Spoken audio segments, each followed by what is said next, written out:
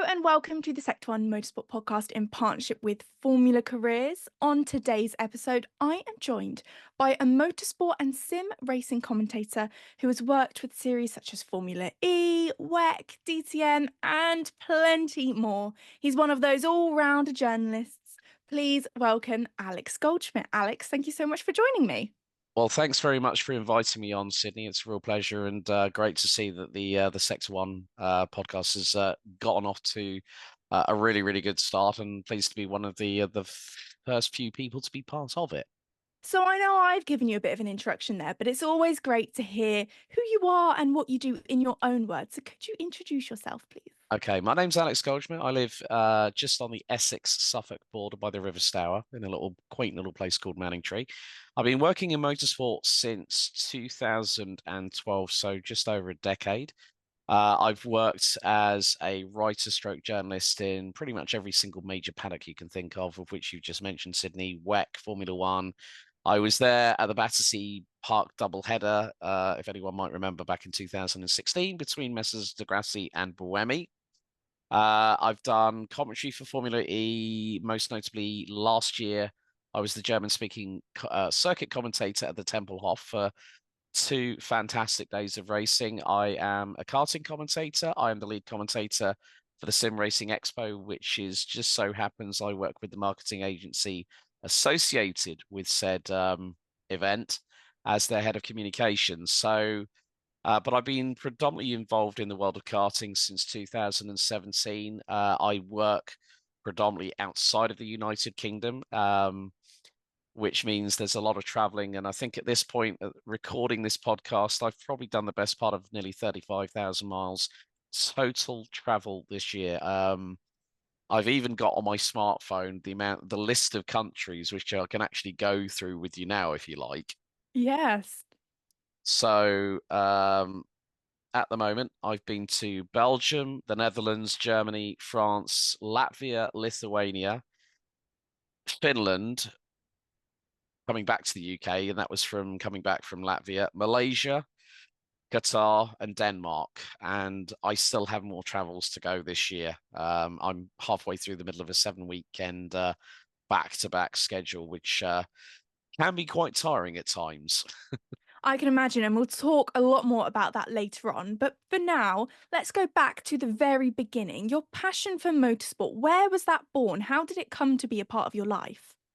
Well, I'm in my mid 40s now, so I grew up around the time of Ayrton Senna, Nigel Mansell, Nelson Piquet Sr., Riccardo Patrese, Alain Prost. I was first introduced to Formula One back in the mid 80s. This is when Senna was at Tolman and Lotus, Mansell and Piquet, very public spats in the newspapers between Nelson and Nigel. And this is when we had the turbo era of Formula One. My dad and his good friend took me and his son to Brands Hatch. We missed back in the day. This is when pre-qualifying still happened in Formula One. So you had to pre-qualify to qualify to then try and get into the race. And we missed qualifying by 20 minutes. This is when the British Grand Prix was still being held at Brands Hatch. So we were 10 minutes. We pre-qualifying had just finished, and we ended up watching a single-seater series that is still very much alive, especially in the UK, Formula Ford. And it was, I think we were just off Clearways and Clark Curve, the final couple of corners. And the weather didn't detract from the fact we watched, from what we could see, we could hear the commentary from the tannoy system in the background, and the lovely roar of these 1.6 engines, just, you know, people throwing moves up the inside. And you look at the list of people who've been in that championship: Joseph Newgarden, James Courtney from Australia Supercars, even a certain man by the name of Jenson Button Never was in heard of that him. series. I wonder. But that was the first sort of real contact point. But then in '88, my dad and we started watching Formula One together. So we wouldn't watch qualifying, we'd watch the race. And I didn't really get that sort of chill down my spine feeling until we hit Monte Carlo 1988, when a certain Mr. Ayrton Senna da Silva was about to put a lap down on his teammate. Alain Prost and then binned it in the barriers. But what really captivated me was the excitement and the dynamics of Formula One. You're talking about cars that had north of 1100 horsepower, and the way that Senna was controlling that car to within the limit of adhesion and the tail end stepping out here, there, it's like the car was his dance partner, if you will, and it just really, really captivated me. And then we were watching Formula One regularly. We actually went to the Silverstone Grand Prix in '91, endured the 3 hour tailbacks of queues trying to get in. And I was adamant in going. I had a big old migraine that day, and I didn't really, really care because it was just like, oh, and at that point, it was the battle between Senna and Mansell, Williams versus McLaren. And it really ended up being a wonderful day, despite the fact my dad was so peeved that we spent 2.5 hours getting up there, 3 hours queuing to get into it. We managed to see the start of the Grand Prix. And it was just like an experience I wanted to have again. And yeah, from then on, it just sort of spiraled into British touring cars, DTM back in the day when you had the silhouette cars rather than the GT3 spec series that we see now. And it just really, I started opening up my eyes to more motorsport. Sports cars, GT3s came onto the radar, especially with British GT back in the day, in the early 2000s when David Addison was starting out back then with them, with Stefan Rattel and SRO. And you look how SRO have now become the GT3 de rigueur in terms of a power player when it comes to global motorsport. And I just like anything that's exciting. If it's propelled, it doesn't matter what alternative technology or internal combustion it might be, as long as it's exciting, it's captivating, it's what puts the hairs on the back of my neck. And was a career in motorsport something that was always desirable, something you viewed as attainable? That didn't really happen until I didn't really get a sort of that sort of like scratching that itch until I had an opportunity in the early 2010s, and a friend of mine, Chris Thera, who runs his own marketing company up in Birmingham, was running a pop culture website, and they had someone who was already doing Formula One, and he said, "Well, send me over a test piece, 1,500 words, any subject you want."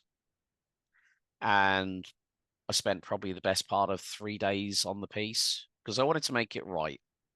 My Yeah. mum always said to me, sometimes you're better at communicating via paper and pen than you are as a normal human being. So that meant obviously I was slightly wired different. But that's not been a bad thing. He then took me on board and he said, well, what can you bring? I went, well, what about the World Rally Championship? Okay, it's against the stopwatch. It's rally cars going through all different types of stages and everything like that. And then I went, what about MotoGP? And he went, okay, cool. So just do the race reports or do a weekend report. And through that, I then also managed to secure my first ever interview, which, funny enough, was with Randy Depugne. And he, at the time, was seeing Australian model Lauren Vickers. And I reached out to Lauren because I didn't know at that point how to go about things. And so she put me in touch with his team at the time. And they said, yep, can you send over the questions? I sent them over. Randy responded. And then the article was published.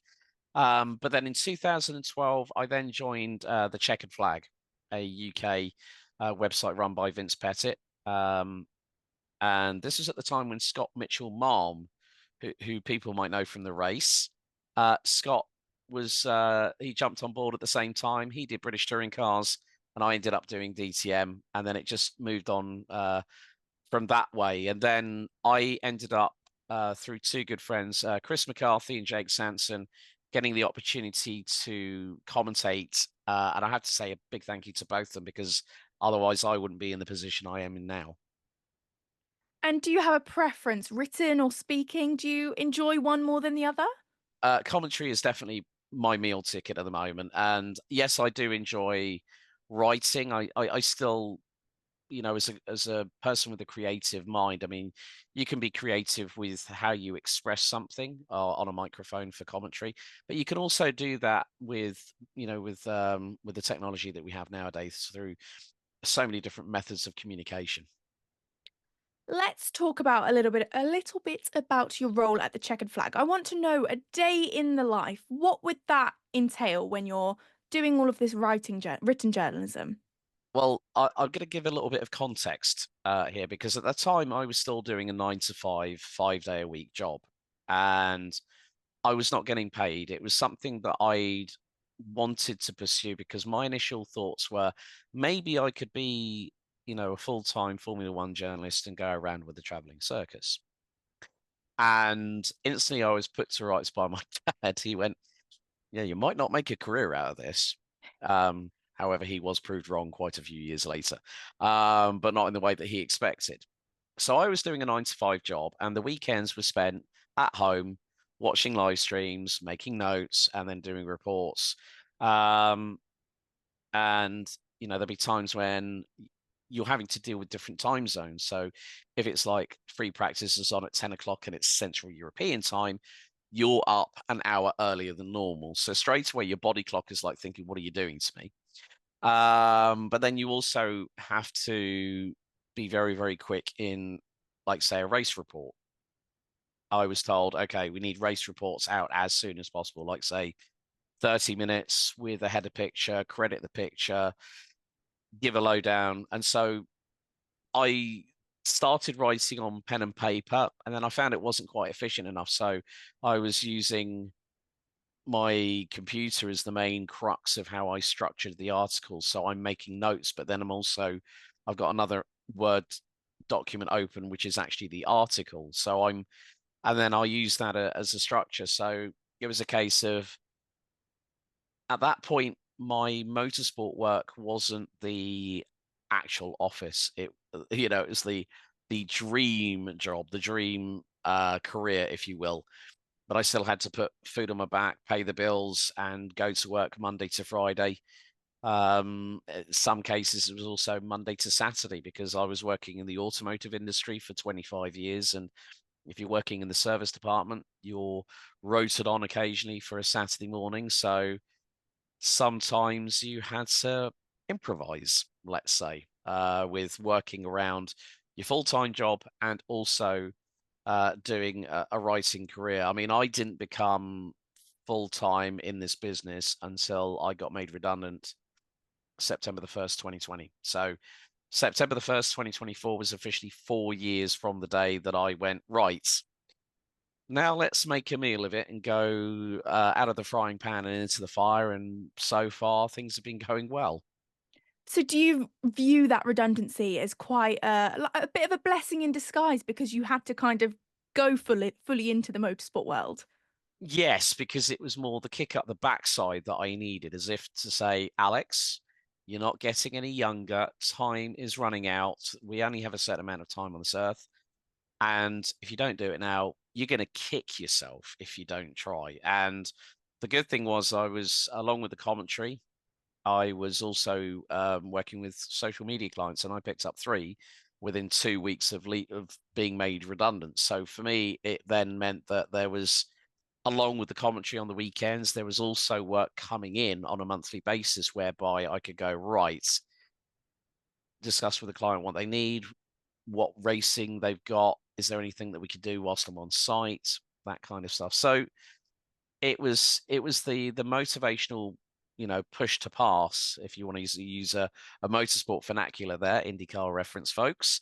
Um, and just go for it. And I mean, this year has been, I think, in terms of the closeness of events to one another, has been the most demanding year.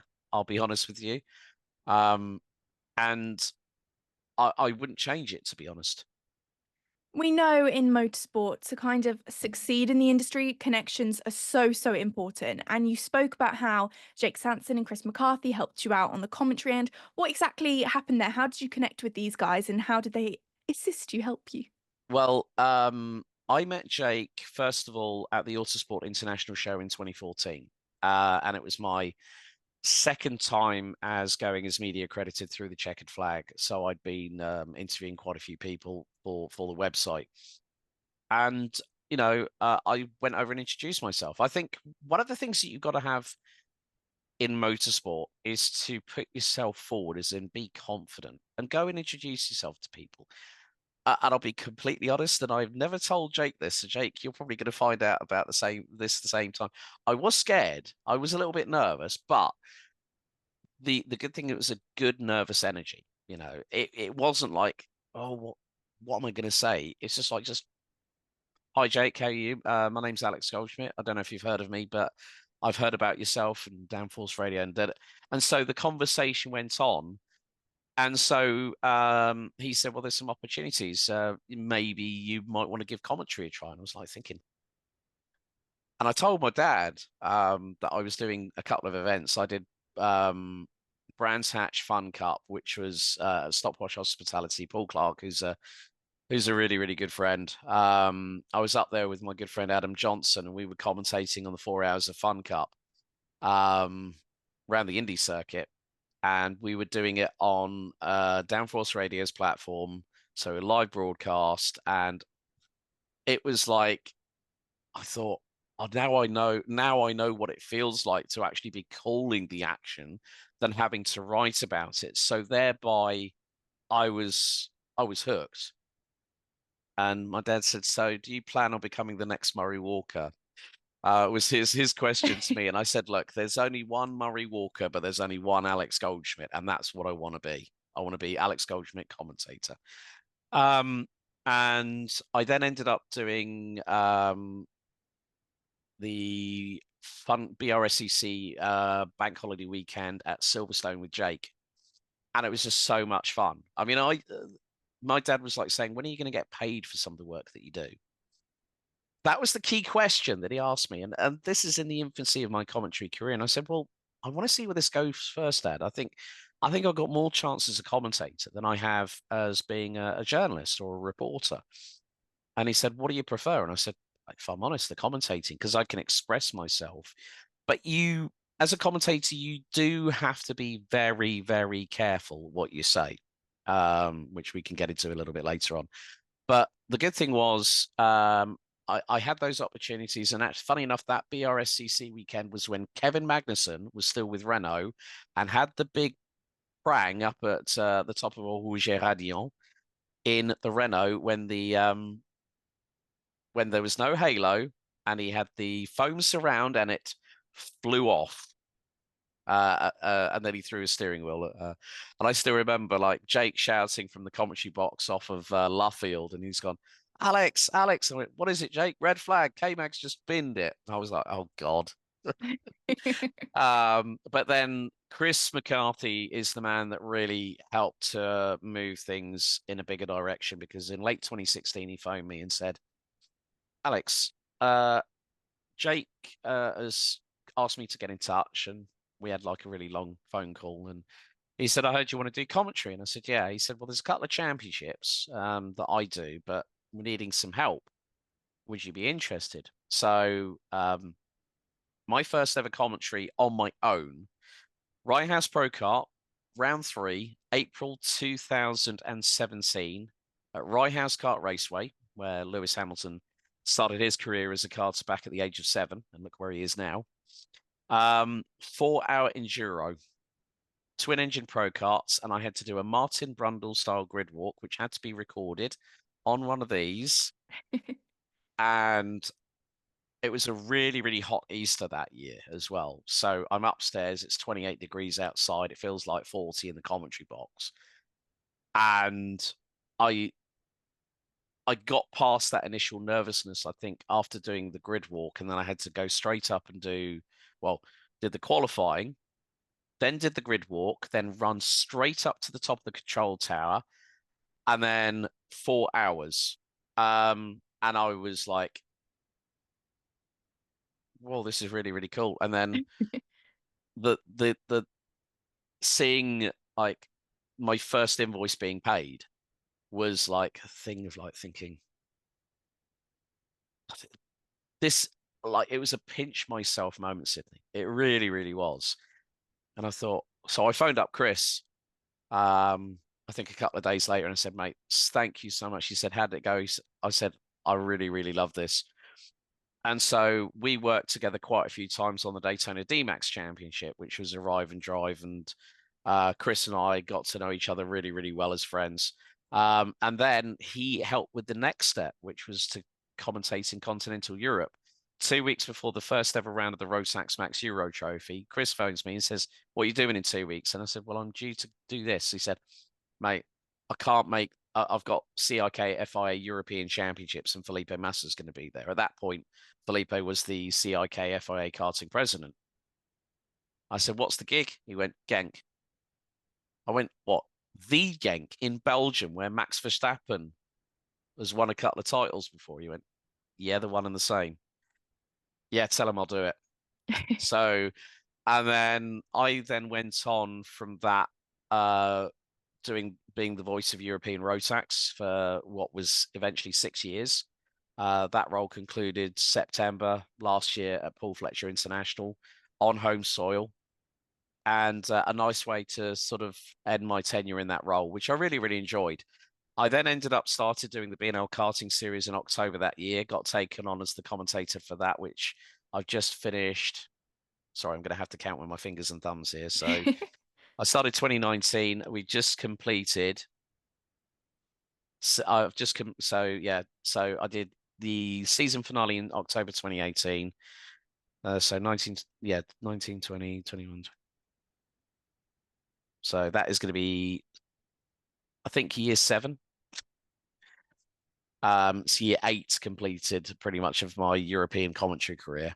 Um, and then, opportunities. I got to work in TCR UK last year, thanks to Stuart and Nikki Lyons. Ended up going to Croft, which was a wonderful experience. Famously banged my knee on Adam Shepherd's left front door of his I-30 whilst trying to go around it to get a quick pre-grid interview, on the grid interview. Formula E was a big high point, and I can't thank Gemma Scott and Loudspeaker Agency enough for the opportunity. And it's quite seminal, because it was in my.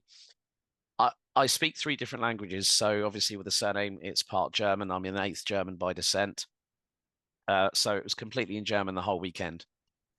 Only English was spoken to people that I knew in the paddock or who couldn't speak German anyway. So it worked for me. I've made some great friends out of that opportunity.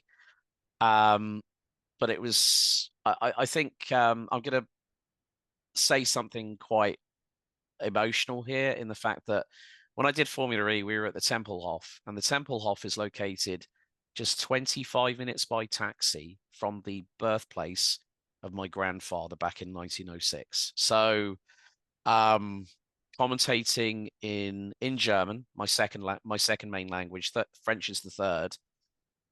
25 minutes from where my grandfather was originally born. Um, put more than tears in my eyes after I'd finished commentating on the Sunday race and was told to stand down. I just cried my eyes dry for about 5 minutes. I did not say a word to anybody and just sat there and just soaked it all in what I'd just done.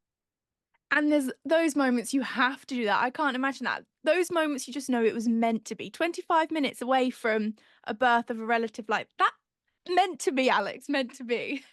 Yeah, well, the thing is, out of the entire family, I'm the only one on this side of my family that speaks German. And I'm also a dual national.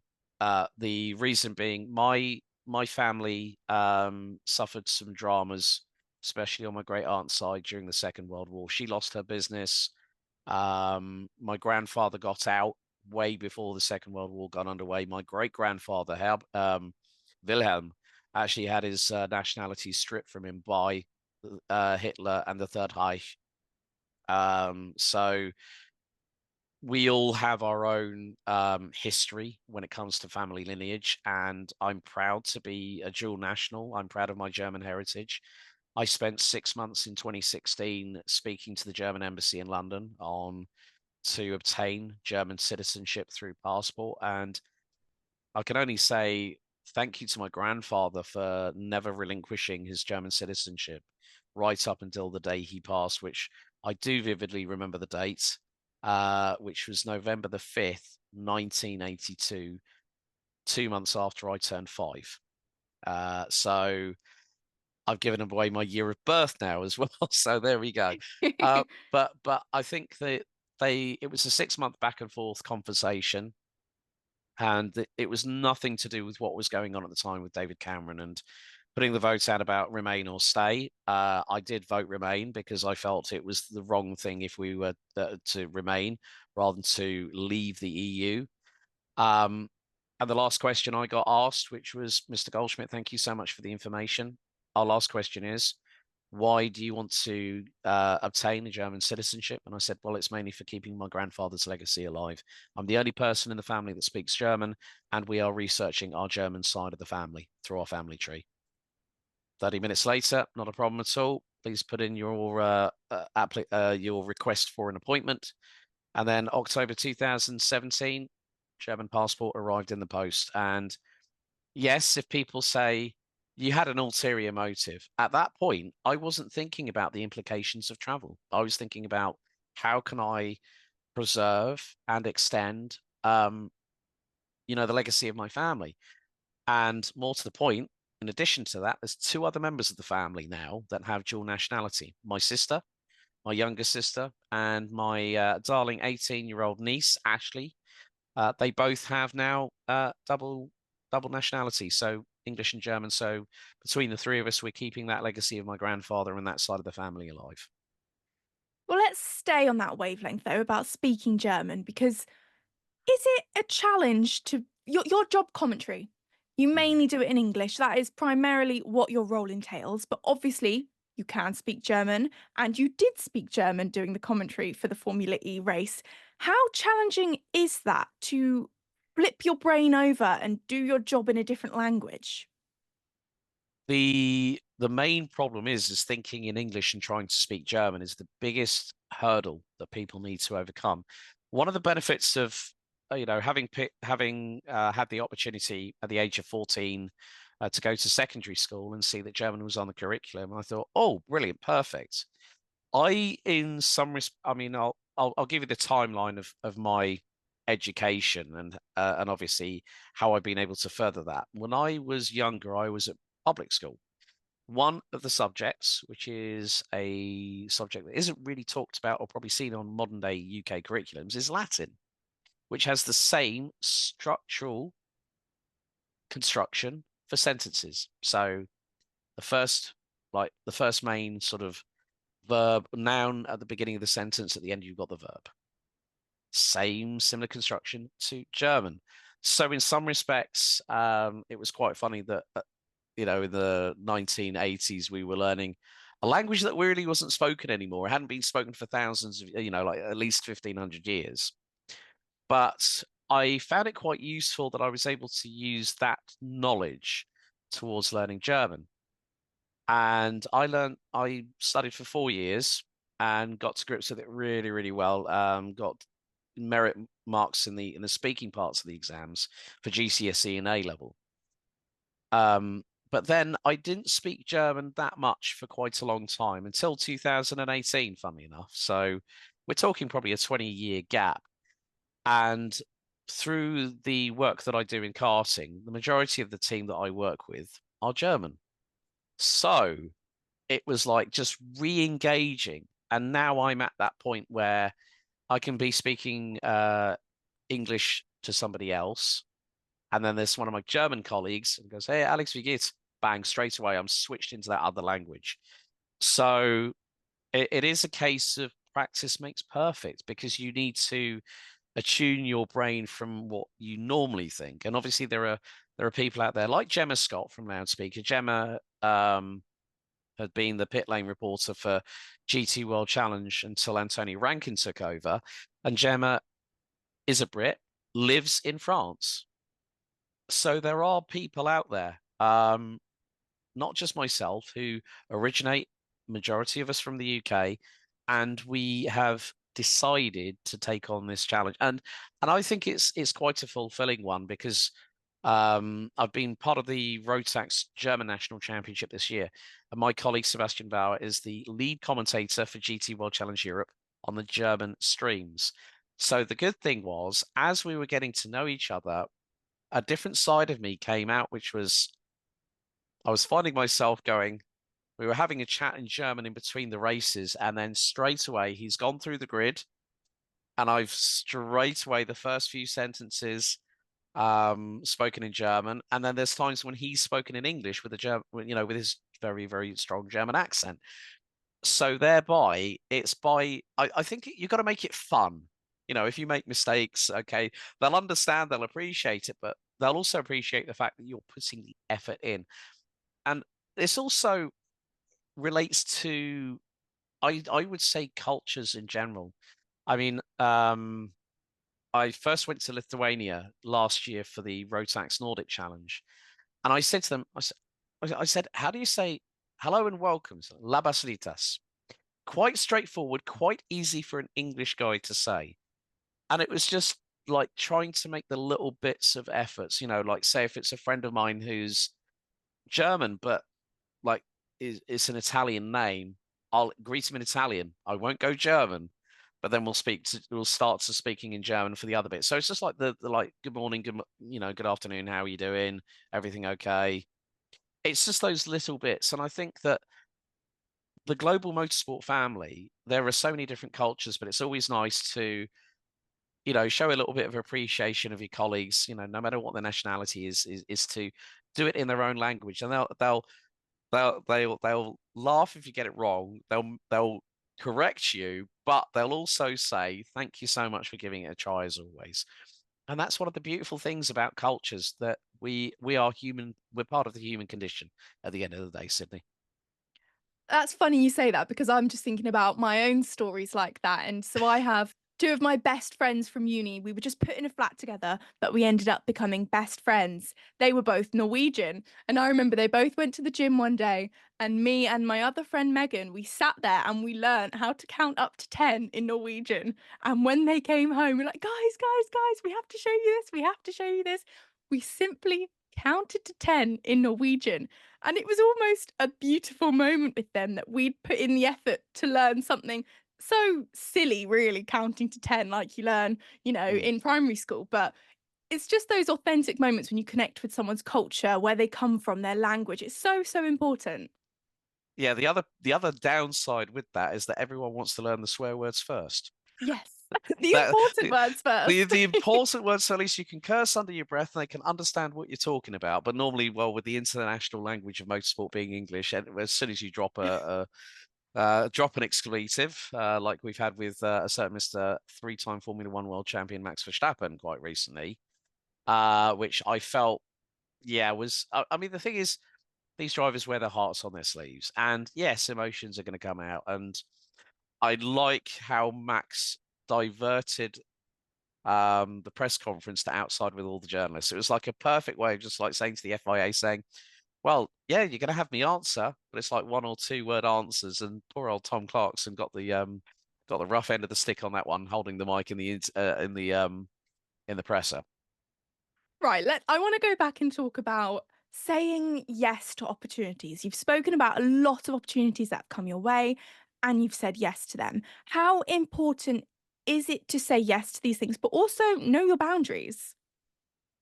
You've got to first of all know your limits. What are you doing currently? Is there anything that could impact the potential opportunity? I'll tell you an example. I was put forward as a possible commentator for a championship, an international championship. I won't name names or parties or whatever, but I had already committed to some other championships. And I had to, and one of the things that I always do is I am honest with the people. If they go, tell us what dates you can make. I wasn't available for the entirety of the championship. I could make 70 to 80% of the dates. And they wanted consistency all the way through the season. But the main thing was, if I'd have said to them, yes, I can do it, and then I have to blow out the other party who I've already said yes to first will say, well, we want somebody else then. Yeah. So you've got to basically be very, very methodical, but also if you get an approach, ask them, have you, like, let's say, we're now at that point in the season here, Sydney, where there are championships that have already announced their calendars, such as Formula One, Formula E, Formula Two, Formula Three, International GT Open, GT World Challenge. And some are still provisional. Obviously, some dates may change, but it's a case of I always pride myself of saying first come, first served. But if it's a case where there's an opportunity that you feel is going to be more conducive to your career, then sometimes it might be worth holding out. Now, I took on a championship this year, and I did say to them that I need to block this weekend off, which means I might miss a round. And they went, okay, let us know if anything changes. So straight away, if you are upfront and you are honest with that person that you're dealing with, the best thing to do is don't tell them anything wrong. Be clear, concise with your information. Because if you don't, first of all, they'll go, why did we go with this person? They've signed up for the whole season, and at the last minute they've gone, oh, there's 3 dates I can't do. But I think the fact that that championship respected that I told them. Yeah. So, and also, I think at the end of the day, you've got to go with sometimes with your heart. And now I've been in karting now for 9 years. And I feel at this point, and this is nothing personal against any of the championships I currently work for. I'm already in talks with about 3 or 4 different championships at the moment for next year, at least, which means I could have a busy schedule. But I think it's more a case that sometimes if you feel it is time to move on from one sport, then you've got to be brave enough to say to those people saying, look, I've had this opportunity come up. I really, really would like to do the championship again. However, and yes, you are going to have to make the hard decisions. But if someone was to say to me, let's say, for instance, I get a phone call from F1 TV tomorrow to cover a championship next year. Am I going to turn them down? Probably not, because you're not gonna turn down an opportunity to be commentating on whether it be F1, F2, F3, F1 kids like you're seeing with Izzy Browning, Kai Bacchini, and a lot of the team there. Chris McCarthy now does Formula 3 along with the likes of Alex Brundle. I've known Alex for quite a few years, and I'm really glad to see that he stepped into a role that his dad has occupied. But obviously, Alex hasn't had Alex is still racing, but he's got Brundle Motorsport now, which is really, really cool. Jolyon Palmer, I think, is a wonderful addition to the F1 TV crew, along with Craig Scarborough, who I've known for years. But I think it's like, just think what is going to be right for you. But also, there was a certain bit of advice given by David Croft to myself when I interviewed him for the checkered flag. And my question to Crofty was, what's the best advice you could give to an aspiring commentator? Never give anyone a reason to tell you no. And Crofty has been very open about how he was doing radio and then got the chance and just went for it. I think if I'd say to anybody out there, think about where you want to go. If you want to do commentary, one of the best things you can do, if you can't get into real life motorsport, get into sim racing. There are leagues out there, there are championships out there where you can commentate from home. There are some leagues that'll even pay for you to commentate. And also it's a great tool when you look at people like, say, Chaz Draycott, who's moved from sim racing to being the voice of the FIA European Truck Championship. He's done other things as well. Paul Jeffrey, another example, did a lot of sim racing and now is the voice of TCR Europe. Lewis McGlade, who I know very well, is the commentator for GB3 and GB4 alongside Piers Pryor. So there are other ways that if you think, oh, well, I want to do Formula One, Yes, everyone wants to do Formula One. It's the most watched motorsport on the planet when it comes to single seaters. It's the top tier, the haut niveau, as they would say. But think of it this way: if Formula One doesn't come calling, or you don't get that opportunity, the best thing to do is to keep an open mind. And yeah, I think that's what I could really say with respect to that, Sydney. And you've been working with alongside Loudspeaker Agency for just over a year now. How has that benefited you in your career? Well, I think the fact when was it? No, actually, it's a couple of years now since I signed with Loudspeaker. Um, well, I think it's because I said to Chris, I'm speaking to Gemma, I'm going to sign with them.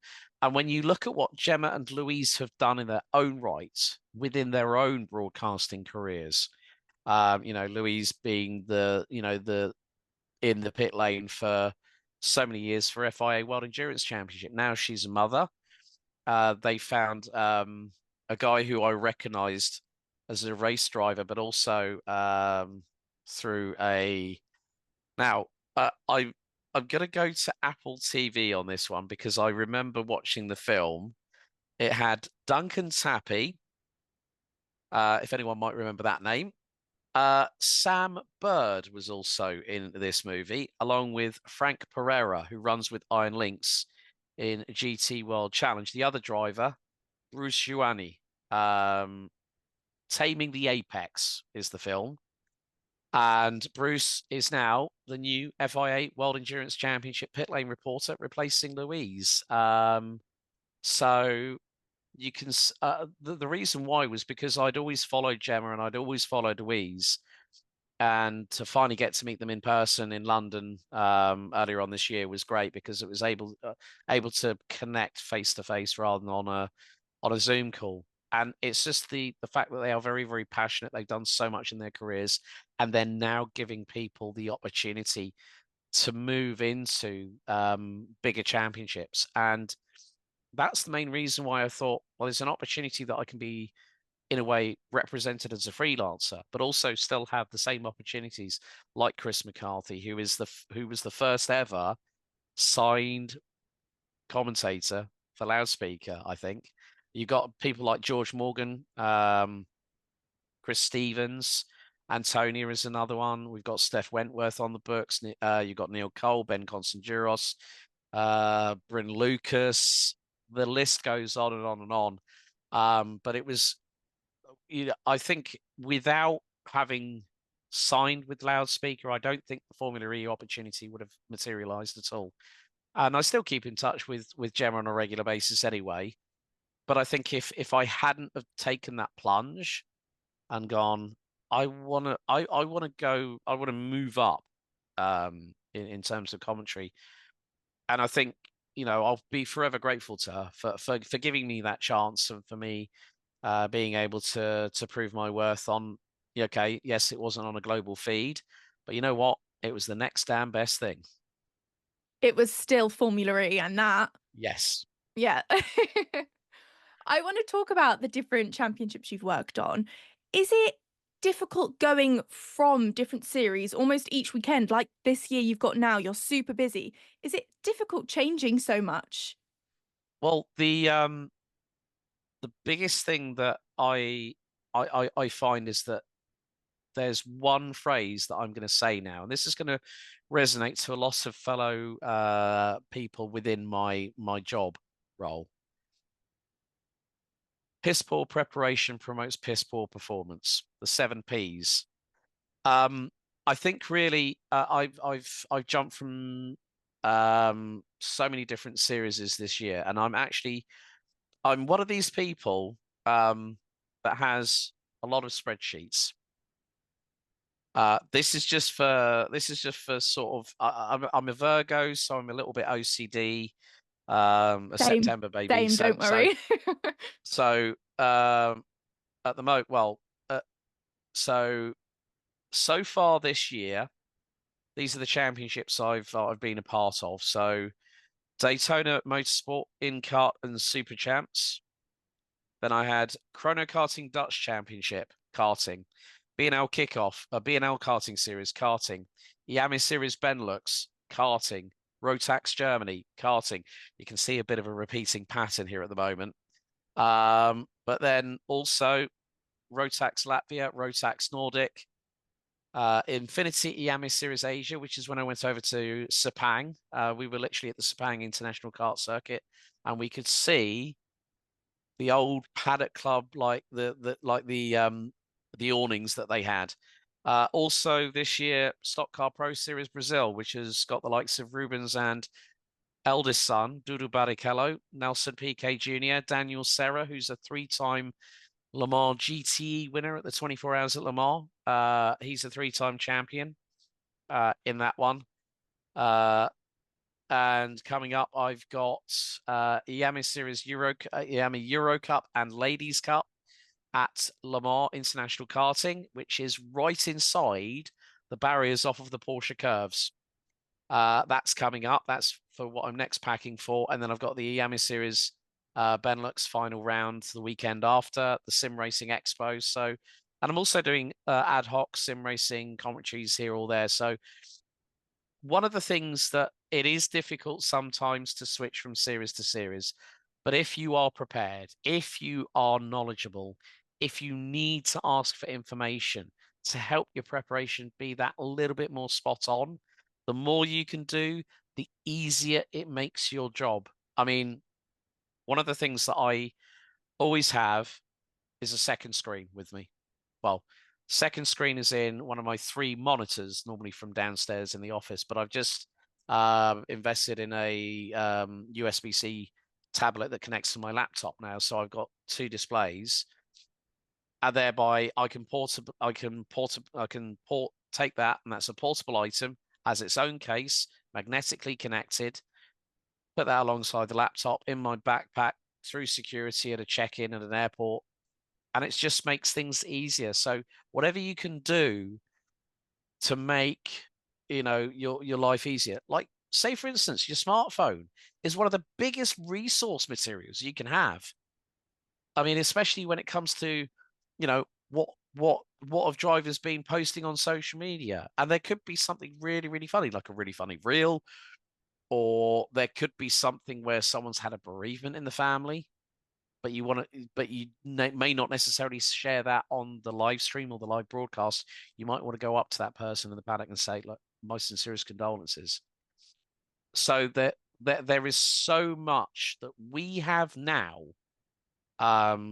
as reference, that when you see, like, Murray Walker and James Hunt, they weren't always on site. They were doing it remotely as well back in those days, before James's sudden passing after the Canadian Grand Prix in the mid-90s. But now we have so much tech.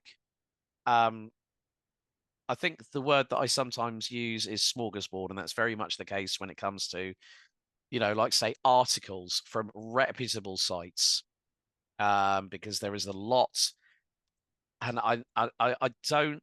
I think the only word I can use here, Sydney, is clickbait. Yeah. Where it's there to gather a reaction, and you just see them populating social media feeds when you're using search engines. But I think if you can be prepared for any eventuality, especially if if you have to do 2 hours of filling on a red flag. I will be completely honest though, it's slightly different in karting.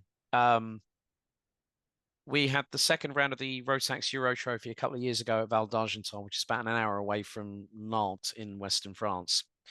And we had a major accident out of the final corner in one of the heats. We had ambulance, we had medical helicopter, and I was silent on the live stream for an hour and a half. Now, for people that might not understand, as a commentator, you are the friendly face that everyone sees, always smiling, always happy-go-lucky.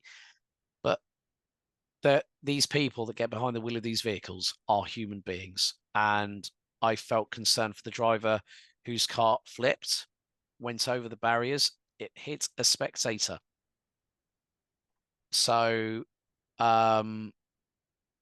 luckily enough, I was admin of the YouTube channel, so I said we have a significant delay. Medical services are on site due to an incident. We will be back as soon as possible. And I knew the driver. He got away very, very lightly with what happened. I'm not going to go through the whole thing because it'll probably just bring back some horrible memories. But we managed to get the race day done. Um, and it's one of the most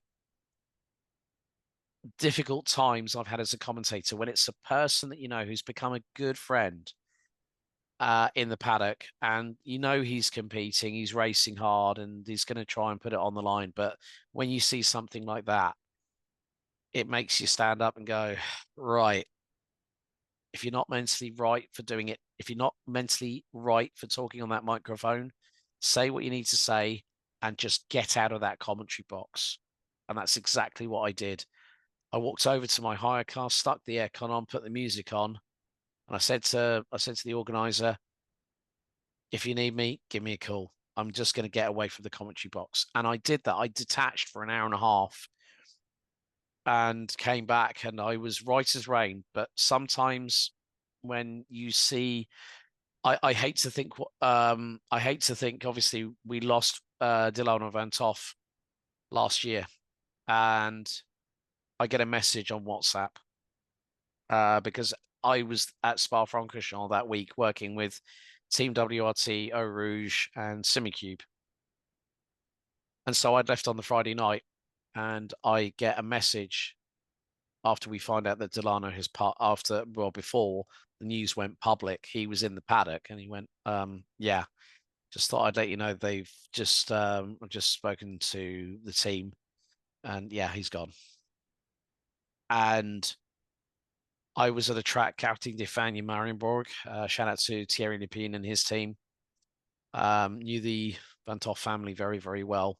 And I then went, so I then had to react to that um, because I was getting messages from parents in the paddock, drivers in the paddock saying, has this actually happened? And then the official confirmation came through. And so I had to find a picture of Delano, write text saying "Rest in peace, Delano Van Toff," and then I went, "I'm old enough to be his father," and that it's just like when we lost Antoine Hubert, when we lost Jules Bianchi, just difficult times in motorsport. And I remember the week after, Thierry said, "Can we do a tribute?" Well, no, I actually said to Thierry, the circuit owner, I said, "I want to do a tribute on finals day at the lunch break for Delano. And I want as many drivers here as possible." So I made sure I was in every driver's briefing, and I said, "Right, drivers, one final thing." And I told them about it, and I said, "I want as many people on the start finish line."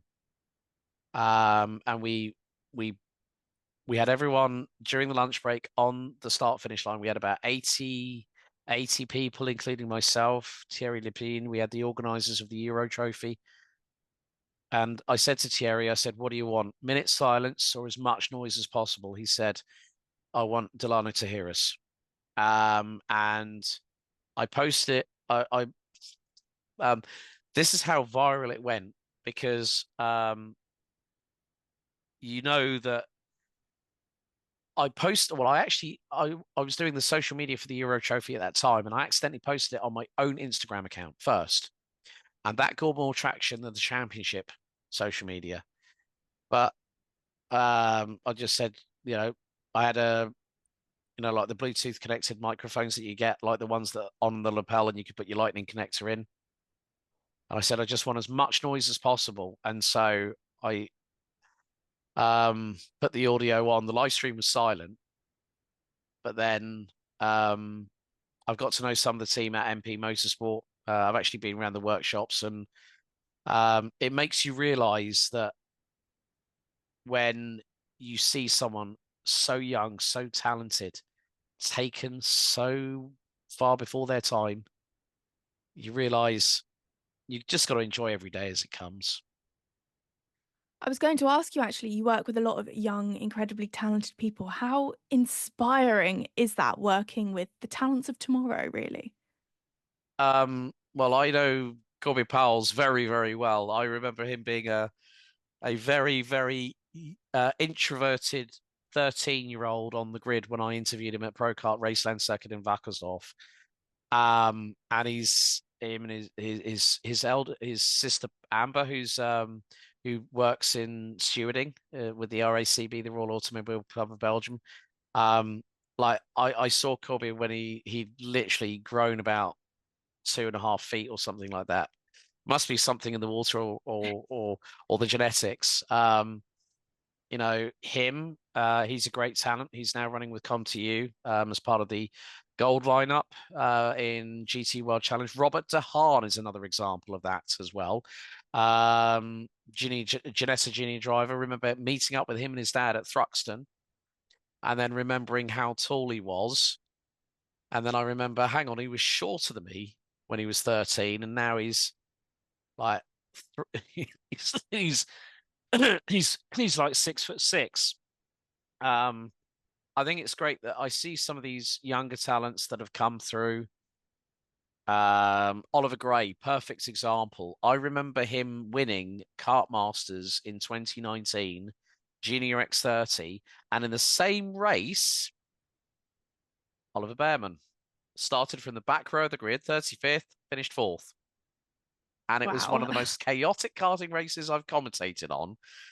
But it was absolutely brilliant. And you had so many great drivers. Some drivers don't always have the opportunity to become part of an academy, but I do have to shout out one driver who I'm so happy is now part of the Red Bull Junior team, 15-year-old Christopher Fagali from Beirut in Lebanon. And of course, we have to say our thoughts and prayers are with the people of Lebanon at the moment, obviously with the recent airstrikes. But Christopher and his dad, Abdor, also known as Dador, well, Christopher's dad is actually a Red Bull Beirut sponsored athlete. He's a he's a wizard behind the wheel of a drift car, but Christopher has gone the circuit route. The family is completely motorsport mad. Abdo's brother Roger, multi-time Lebanese hill climb and rally champion. Roger's son Alex is cut not too far from the cloth. Roger Jr. is in seniors in karting.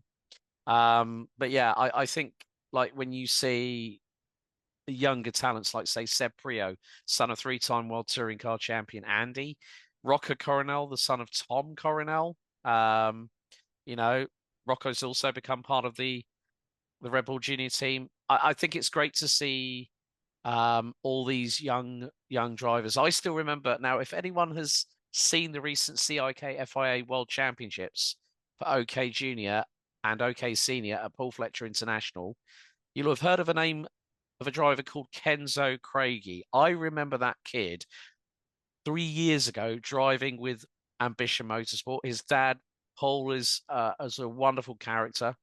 Um, and he's all, you think that the karting father equivalent in terms of accent of Bob Marley has just walked into the room when Paul does.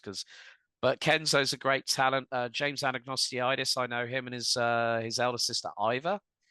They have moved over to the UK. Last year. I got to know the family because they were racing with Dan Holland Racing. The whole family moved up sticks from Australia to come to the UK, and Great. it's great because you see all these um, all these young talents. You also look at programs now, and I have to say I'm really pleased that one of my good friends is involved in this project, More Than Equal, that has just come out. Sarah Moore, shout out to that lady, she's awesome. And when you look at the people who are involved with that, like say, I think it's Ellen Law, the only female winner in DTM racing history. You can't get better than a figure like that. There's some great other for more inclusion within motorsport.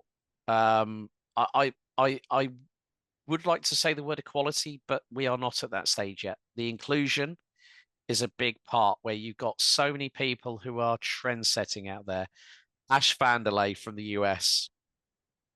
That lady is incredible. Like the amount of work that she puts in. And I got to know Ash through doing one of Jimmy Broadbent's endurance races. And she asked me for some advice, and I said, can I ask who it's with? And at the time, yeah, she was in initial talks with SRO Americas, and she's now manning the Twitch stream. She's been to the CrowdStrike 24 Hours of Spa for the last 2 years. She's working with Red Bull. She's working with NASCAR. And it just goes to show folks that if you can put your mind to it, the world is your oyster. But the inclusion side of motorsport is something that really, I mean, when W Series came about, I was like really, really excited. I was like thinking, finally, we get a platform where these drivers are able to showcase their skills. And it was more the point of let's make it a shining light. And when you've got people like Jamie Chadwick, when you've got people like Bike Skivissa, you look at what Naomi Schiff has done. She's transferred from racing driver to broadcaster, and she's recently gotten hit. So congratulations to her. And you know what? Out of all the people, all the pundits that have recently joined Sky Sports F1, Dad says that that lady Naomi Schiff, she's my favorite.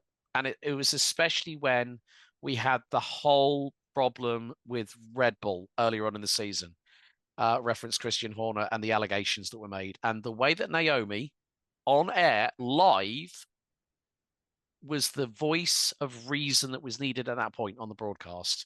And but I still think that we have a very, very long way to go, folks. Where I mean, I have to give a shout out to somebody, and I really was very, very impressed.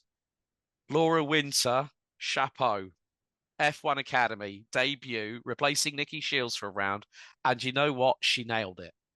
You have to also look at other people. Claire Cottingham, who was the OG when it came to W Series commentary. She was the first person in the commentary box, and I've met her. I've met so many people, and I think that there is going to be a point in Formula One history that we will see a female racing driver in there.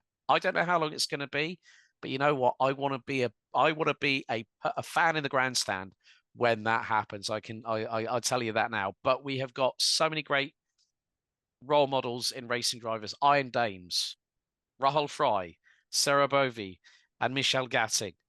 Iron Dames now.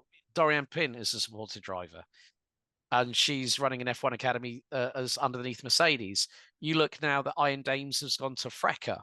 They are one of the drivers that I'm going to be commentating on in the Yami Ladies Cup is also under the team name Iron Dames.